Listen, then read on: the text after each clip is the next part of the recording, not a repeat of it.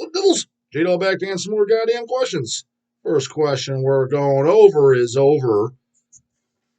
He's back, goddamn it. Yasin Abdullah. Still not even 100% sure if I'm pronouncing his goddamn name right, but nonetheless, send me a fucking email. That's the Roots, bloody Roots guy. That's how he signs off, see? At the end, signs that in special instructions, too. He knows about the Roots, Al. He knows what's up. Anyways, he sent me a few more questions. I just kind of gazed at them. I was like, fuck, I don't got time to read this goddamn book. Doing the emails, I'll read it off on camera. But I just glanced at to get somewhat of an idea. And so, yeah, here's another one for Yasin. That's what happens when you fucking place orders and, put messages, special instructions, send emails, whole 9 yards. If it's shit I can read about, then we will. If I finish this in, fairly quickly, like I said, I'm not sure what the questions are fully about. Brought the next video line too, goddammit. So we'll see how we get to that. Anyways, no further fucking ado. From Yasin, goddammit.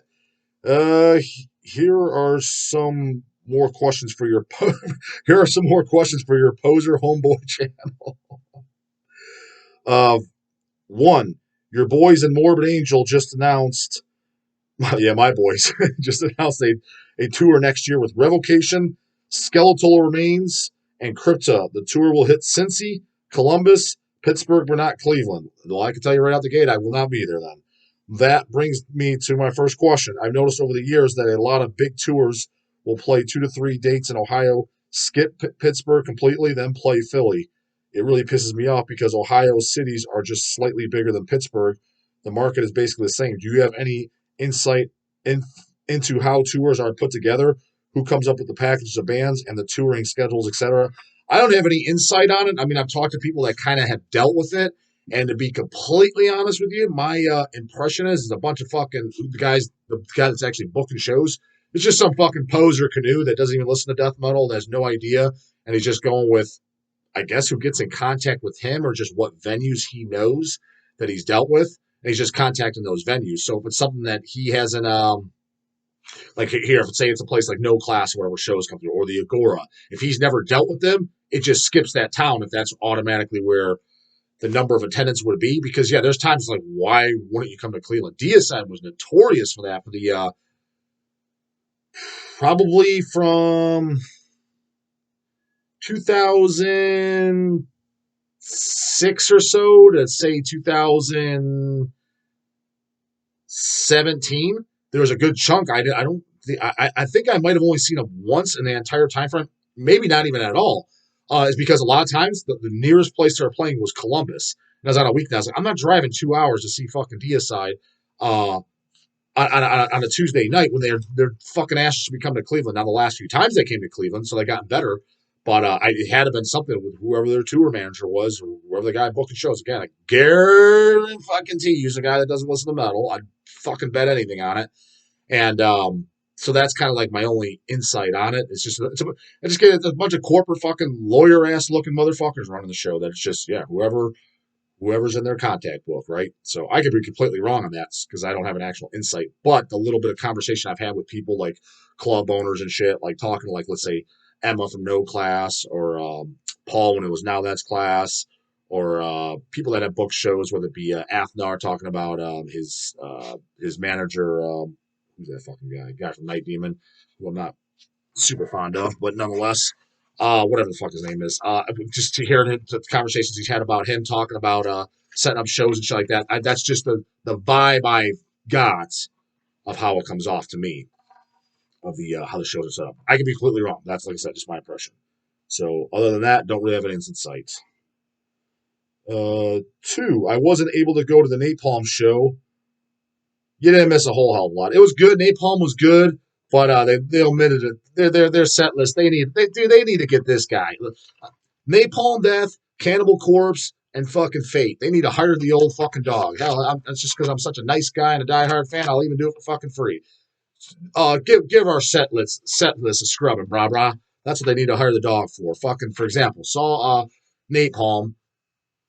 They played one song off Scum. They did the title track Scum, a couple oldies, but even like some of the mid-tier tracks, like, in my opinion, unless you got shitty fucking albums, with Napalm does, and I think they're one of those bands that they're aware that they do. I'm pretty sure they do. pretty sure aware of it. You know how there's some bands they have shitty albums and they're aware of it, and some bands they don't have any shitty albums. You know what I mean? And but Napalm Death, for example, like '90s albums, everybody universally knows those fucking albums suck. I mean, yeah, there's some oddballs out there. There's the super diehards that like them, but for the most part, majority you talk to anyone in the death metal in the scene, 85 to 90% of people don't like the albums from the '90s. However, they got a lot of good albums that came out in the 2000s, and they omit a lot of them. Like, they don't do a single song from that. Good albums, not one song from. That's unacceptable. Like, I just saw Cannibal Corpse last night. Their set list was much better than how Napalm did it, but they didn't play anything off Gallery of Suicide, and they didn't play anything off Gore Obsessed. Those were the only two albums they omitted, and that's unacceptable. It's like, you guys are the fucking kings of death metal, whether you like the band or not. They're basically the ambassador, the biggest death metal band in the world. I don't even think it's up for debate. The next closest would be what? Obituary, Deicide, Morbid Angel, probably, those bands. And quite frankly, at this point, they're kind of like long ways behind. Like, they're not even fucking close. Like, Deicide, I've seen them, like I said, just a few months ago. The crowd's not even close to the size of Cannibal. Cannibal's running circles around them as far as popularity-wise. Now, who you may like more, or whatever, that's irrelevant. I'm just talking about popularity in the scene and who, kind of was calling the shots, right? So Cannibal their set list was decent, but it needed a little bit of a scrub. And out of the three, Napalm, Mercyful Fate, and Cannibal had the best. So what they need to do, the mini scrubbing that Cannibal need to do, they need to first off stop playing the song Wretched Spawn. That's the title track off obviously the album Wretched Spawn. It's like the worst song on the album. It's a good song. I like that song, but I was like, dude, if you're only going to play one song off that album, which I think you should, do either Decency Defied, They Deserve to Die, or Severed Head Stoning. Those three songs alone just destroy fucking Wretched Spawn. There's other better songs on there too, like Frantic Disembowelment. There's definitely better songs than I think the Wretched Spawn is probably the worst song on the album. Again, I like it, but it's the song that I like the least. So I would omit that song. Preferably, I'd probably do like my favorite is I really like They Deserve to Die. It's kind of like the fucking title too, and the lyrics and everything, but really good song. So that'd be my preference, but I can settle for Decency Defied because it's a great song. Did the music video for it. It was kind of a hit on the album, so I don't know like why. It's kind of like the known hit. Like, why wouldn't you fucking do that? So they need to replace that song and then play another 7 minutes or whatever. Maybe Corpse Grinder. I do like talking in between songs, but maybe there's a little bit of too much pause action and Corpse Grind telling his same jokes I'm sure he does that every goddamn night. That's got to be getting a little old for Alex and Pat and the rest of the guys to listen to, right? Cut that down and maybe just add another 5 to 7 minutes to your set. Play one song off Gallery of Suicide. I would say do either, my pick would be Stabbed in the Throat. That would be my personal preference. But the one that they usually always did is I Will Kill You, that's a really good song too, and I can live with that. But if it was just J-Dog only pick, I'd do Stabbed in the Throat. And then off Gore Obsessed, probably Pit of Zombies. I mean, that's the hit off there, but I would be my pick would be Hatchet to the Head. Because it's fucking awesome. So, and actually Tours of Tours, I would probably switch them up. A lot of the same songs that they're doing off the albums off each one, like they got to change the fucking Butchered songs that they do. They always do they just did one song off Butchered last night. Did they do Covered with Swords? So they usually do Gutted and Covered with Swords, which I don't even think they did Covered with Swords. I don't recall. I think they just did Gutted. I'd personally, just do one song off Butchered. That's all you got time for. I would personally do Meat Hook Sodomy.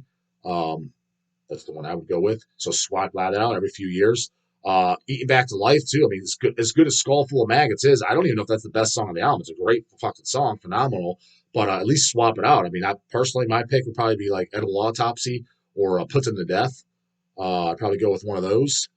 And then, but like just to squeeze the two albums they missed in there, because they did do all the rest of the albums. They did at least one song off each album. Like Vile, they did Devoured by Vermin, which is great. It's like, all right, guys, you've been doing Devoured by Vermin all Vile. The only Vile song you do for the last many years since I've seen them. How about let's do some fucking Prefer Suffering or Orgasm Through Torture? Like, let's switch up Mummified and Barbed Wire. You know what I mean? Do something like that. So switch that song up. But like I said, they did hit every other album, so kudos to them for that. And then the only way to squeeze in, like I said, is Corpse Grinder cut back on the fucking some of the jokes that you probably told 10 million fucking times, and maybe add another 5 to 7 minutes to the set list. You guys, you put on your big boy pants. Yeah, you got to play another fucking, instead of playing 82 minutes, you're going to have to play 90, 93, 94, 95 minutes. You're the kings. You're the fucking leaders, leader of the pack. Uh, big boy fucking, big boy status equals big boy responsibility, goddammit. So that would hit every album. So then the Fate, don't even get me started on them. They were the fucking kings of the worst. Exactly like I said. For starters, Satan's Fall's got to go. It's the longest. It's too long of a goddamn song. It's a great song, but you could fit 3 goddamn songs in that time frame. Satan's Fall's got to go, and the new crappy song's got to fucking go too. It's like another 10 minutes. What are you fucking doing, dude? If you want to play a new song, I totally understand it. Don't pick the goddamn longest fucking song you're going to have, and it's not even very good with the 4-minute intro. I would cut that, and I'd also cut The Oath. They open up with The Oath. Phenomenal song, but it's a little long. You want to get as much, you kind of want to get something from every album. Like if Mercyful Fate's a band that should play at least one track from fucking every album. So, for example, instead of playing The Oath, I would probably do Gypsy. It's shorter and just as good of a song. And fucking from the first album, they do A Corpse Without Soul, and they do Doomed by the Living Dead. Doomed by the Living Dead is one of my all-time favorites, so I'll keep that on there. Corpse Without Soul, it's fucking great, but I would swap. It's also a little lengthy too. If you want to do another song off that EP, I would do Nuns Have No Fun. Swap that out. Satan's Fall gone. That gives you 3 songs, and the new crappy song. They want to do a new song. We're advertising a new album. Fine. Pick a 3 or 4 minute song. That'll give you easily 15 minutes right there, music, right there. And with the Oath chopped in, you're looking at about 18, 19 minutes of music. Same time slot. They could have done one song off In the Shadows, one song off Time, one song off Into the Unknown, one song off Dead Again, and one song off 9 easily. And you would knock out every fucking album. Covered just something from every fucking record. That's a set list, goddammit. Pretty much the same thing for Napalm Death, too. Although I'm a little fuzzy on their catalogs, they got crappy albums, in my opinion. Mercyful Fate and Cannibal Corpse don't have any crappy albums, so it's a little easier for me to go on the list. But take note, Napalm, like some of I don't think they did anything off like Enemy of the Music Business, which is probably my favorite album by them. Smear Campaign, I don't think they ever did anything off. Like the good albums from the 2000s, I didn't even recognize. Like there's maybe 1 or 2 songs I recognize. The rest of them, I don't know what the fuck this is. Not that they had a shitty set list, but just the what the fuck you doing set list. And Immolation was kind of the king of fucking what the fuck you doing set list. Literally, they should have been like, oh, we're just gonna play new songs off the new album. That's pretty much all they did. They did Burial Ground off the first album. I think 1 song off Unholy Cult, and the rest is new shit. Which I understand you're trying to advertise and sell the record and just do a couple songs, man. I mean, anyways, that's my fault. What the fuck is even goddamn question where we leave off at? Because I think what that have to do anything. Talking about Napalm. Like I said, didn't miss much. Their set list kind of was lackluster to say the least, but they put on a good show. I mean, I enjoyed them. I mean, I was glad I went. But I did stop down at the venue before dinner and caught Barney as he was leaving the tour bus. Oh, that's cool. I've actually never met Barney. I would though if I had something to sign, like an LP or something. I'd have him sign it. I'd get a photo fist bump with him. Why the fuck not? He signed my Harmony Corruption and Smear Campaign albums. Oh, fucking great! 2 good albums. 2 albums by them that I do like. And laughed out loud when I pulled out Benediction Subconscious Terror to sign. He sang on that album before joining Napalm Death. I don't know why he would be laughing about it, though. Like, it's not like, I think in his mind, I guess I kind of understand. I mean, yeah, I understand it, but I don't. The reason he's probably laughing is because literally, for all these shows he's going to, I guarantee you what it is. He's meeting a bunch of fucking posers who don't even know who fucking Benediction is. They're just like bigger bands, aka Napalm Death is in there. Probably one of the heavier bands they listen to. Probably Pantera's on afterwards for them. They don't even know what Benediction is. So he's not used to meeting a fucking real devil who even knows what Benediction is. That's my guess why he's laughing, because outside that, you come in the real scene, goddamn, when you meet real devils talking to devils, who the fuck doesn't know who Benediction is? Maybe you like them, maybe you don't. Maybe you think they're okay. Maybe you think the greatest thing ever. Maybe you think the suckiest thing ever. But if you're in the metal scene, you know who fucking Benediction is. You know Barney sang for Benediction. Like, who doesn't know that? But I'm getting the laugh out loud, kind of like, holy shit, somebody knows about this? And the only reason he's thinking that is because he's on the road every night. He's just meeting a bunch of fucking posers. Yeah, you go on the real fucking metal scene with real devils. They know about it. Pull out Benediction's Subconscious Terror to sign. He's saying, what do you think of the show? What did you think of the show besides Frozen Soul? How were the other bands? Kind of answered that, to be honest with you. And as far as Frozen Soul, refer to my other video, which I'm sure you saw. Music sounded pretty good live. That fucking singer's got to get his lingo. He's got to get his shit together. I'm not at a goddamn Limp Bizkit concert. Yo, what up, Cleveland? You know that shit. For the guys that didn't hear it, that's not how you talk in a death metal set. It's fucking ridiculous. Fucking thought Tupac was going on next. Did you like Napalm Death set? Yeah, I did. Just needs a face scrubbing of us. The set list needs an absolute fucking scrubbing. That's all I gotta say. Hard scrubbing. Put some serious fucking elbow grease into it. Because goddamn, it needed some help. This guy can get a good set list for you if they want to. Hit me up, Barney. Doubt he's going to go. Was there any good banner from Barney? Better than Yo Yo Yo fucking Frozen Soul Boy. But nothing like, yeah, decent, but nothing like crazy memorable. But he's, he talked and says shit that, you know, the band ages like fine wine, in my opinion.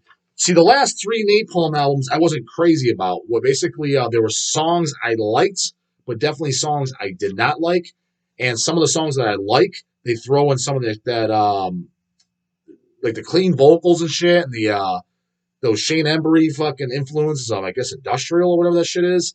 They throw that in there, and I don't like those parts. But there's a lot of 2000 albums I do like the Code is Red, Smear Campaign, like I said, Enemy of the Music Business is probably my favorite album of all time, to be honest with you.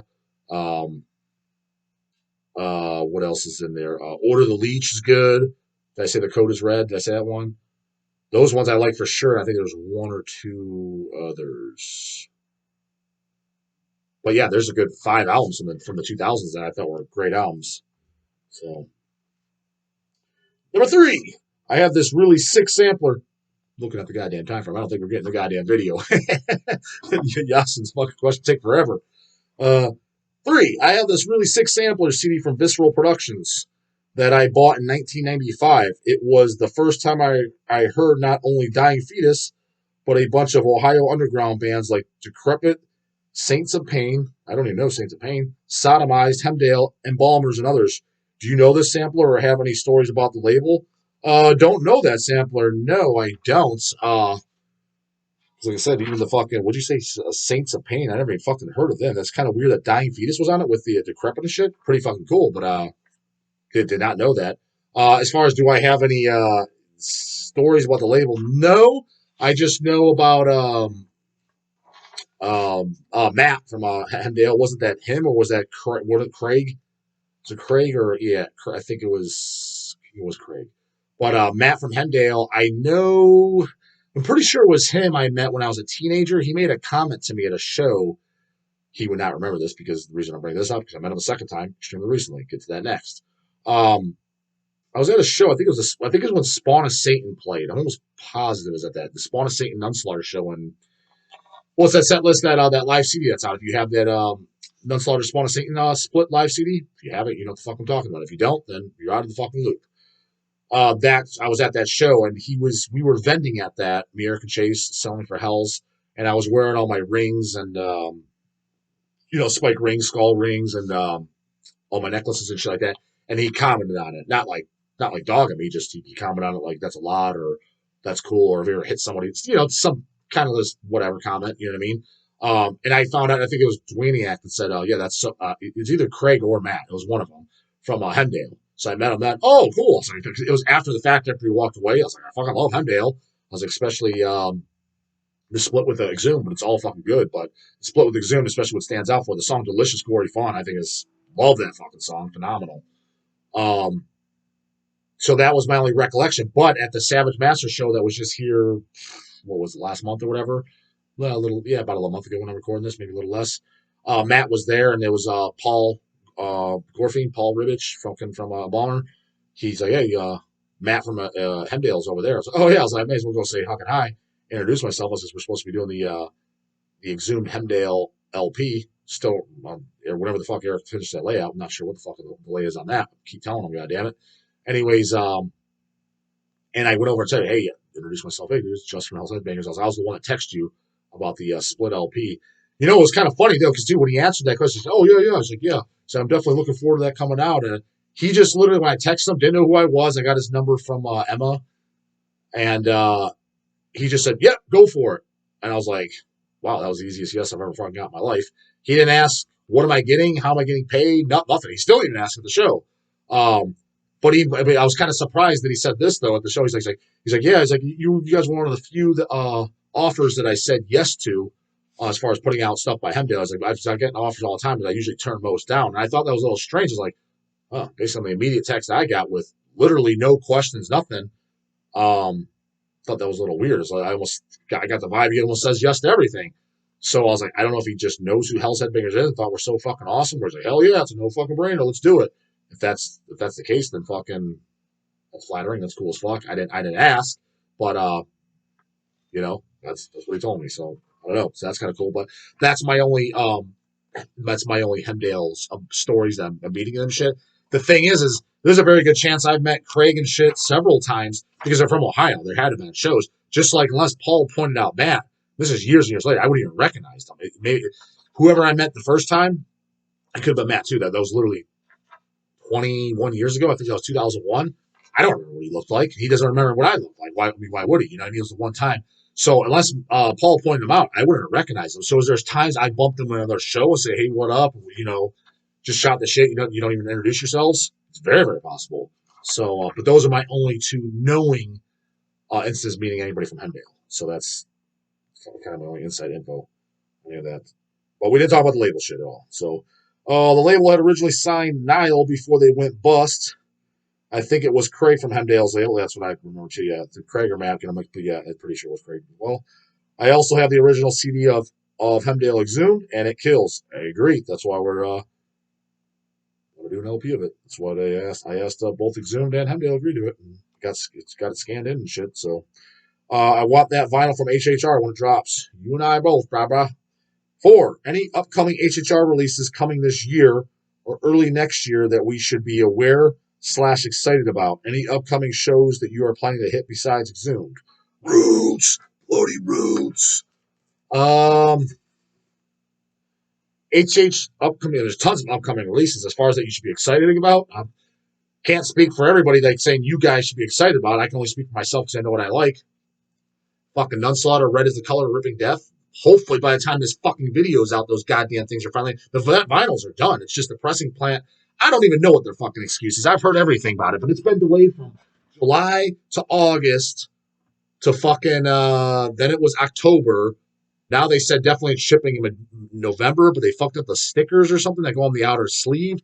But the records are done. They just need to re-sticker it or something. This is November 9th and I'm recording, so I'm like, what the flying ass fucking fuck?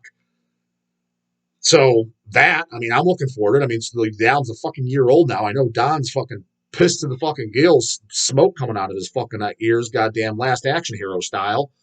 So, but I don't blame him. I'm pretty fucking pissed too. I get emails literally every day, people asking where the fuck's it at. And I look like a fucking idiot. I feel bad for him. I was like, trust me, man, I know. I mean, they're coming. I mean, it's not like we're holding out on you, you're ripping you off. I mean, we'll just ship it out. Plant's fucking us up in the ass without the goddamn loop. Extra fucking hard. Pile driving that fucking ass. Fucking Jeffrey Dahmer style, right? So I'm looking forward to that. I don't know if it's even fucking submitted. I told Chase and he asked what I'm looking forward to is we got a yes, thumbs up on the job though, is the Spider demo on 7-inch. Supposed to do it on a 7-inch vinyl. Spider, I'm definitely looking forward to that. The CD, what fucking year is that coming out? That's been submitted ages ago. So, but we don't have actually have a date from the plant. At least I didn't get one. Maybe Chase got one, just didn't tell me shit. Very possible. But whenever that's out, the Spider LP of the album, that's what J-Dog's looking forward to. I'm in the process. I'm in contact with Chris Gamble from Agoraphobia and Bloodstorm, setting those up. I told him initially I want to do Agoraphobia, Morbidius Pathology, 12-inch picture disc. I got ideas for it. I mean, we'll talk. I mean, that's about all I'll say about it, just because I don't know what's going to be confirmed or what's not. I mean, confirmed, but I don't know like what all materials he has and shit like that. But Morbidius Pathology picture disc with some bonus tracks like live stuff from that era that I have. So that's not even in the works yet. That's just I put the Chris to get the okay. And I said I want to do all the Bloodstorms, starting off with the second album, The Pestilence of the Dragonstar. So Chris sounds all for it, pumped, but that's honestly, that'll probably be no earlier than 2020. It has to be 2024 by the time that's done. By the time he gets us all materials, by the time we get layout done, and then the 1 year turnaround time for the plant, easily 2024. It might even be 2025 by the time it's done and out. So don't hold your breath on that as far as waiting. But so far I got a yes. So I'm thinking, what else is at the plant? Maybe not at the plant, but it's in the pipeline to get done, coming out that I'm looking forward to. The layout's pretty much done. Eric wanted to fix things. I don't know if you talked to Keith from Rotting. Rotting crushed LP. Fucking definitely looking for that. I know it's not submitted or nothing, but the layout, Keith finished it, and I think he sent it to Eric, and I think Eric said didn't like a thing or two. I don't know if he told Keith that, then to fix it, or he fixed it. Hopefully it's fixed, done, whatever. So Rotting crushed when that's out, but I mean that's definitely an approval when Keith's actually pulling through, not this. Yeah, I got files. You don't hear from them again for months. I get plenty of those. So there's actually progress on that. So I know it will happen. It's moving along a little slower than I like, but definitely better than most. Let's just say that. The Morgue, Artcore, the CDs came out, so the LPs are at Bennett Press, so that's another Parking Next to Spider and Unsolved. You know what I mean? It's at press. We're just literally it's at press, paid in full. We're just waiting on them. So me personally, waiting on the Morgue, Artcore. Excited about that. I'm trying to think, was there other ones that I set up? Because I know there's something I'm fucking forgetting about that I'm probably the most pumped about.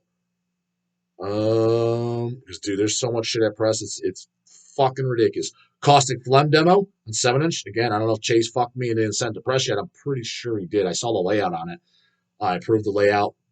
That demo from this year. Thought that demo was phenomenal. Best demo I heard all year. God damn it. So the 7-inch version of that, have it on vinyl. So I don't have to because I don't buy tapes. I'm just not a tape fan. I love when demos are on 7-inch, just like Orpho Radius Pathology. You know what I mean? The demo came out on 7-inch. You know what I mean? Love that shit. Like the early 90s. God damn it. So that's one I'm looking forward to. Watch out for that. That's a definite. It's happening when it comes in. Who fucking knows? But happening nonetheless.